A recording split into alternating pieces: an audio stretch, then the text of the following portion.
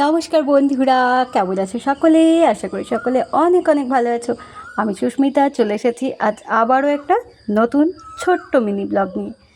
আর এই ভিডিওটাতে তোমাদেরকে দেখাবো কিভাবে বস্তার মধ্যে আমরা আদা চাষ করেছি। আদার তো অনেকটাই দাম হয় বাজারে, তো সেজন্যে আমরা বস্তার মধ্যে মাটি দিয়ে তার মধ্যে আদা লাগিয়েছিলাম। আর এই দেখো, এখন হচ্ছে রান্নার জন্য আদা খোলা হচ্ছে সেই বস্তার মধ্যে থেকে। এই যে একটা খোলা হয়েছে, আরও আছে এর মধ্যে।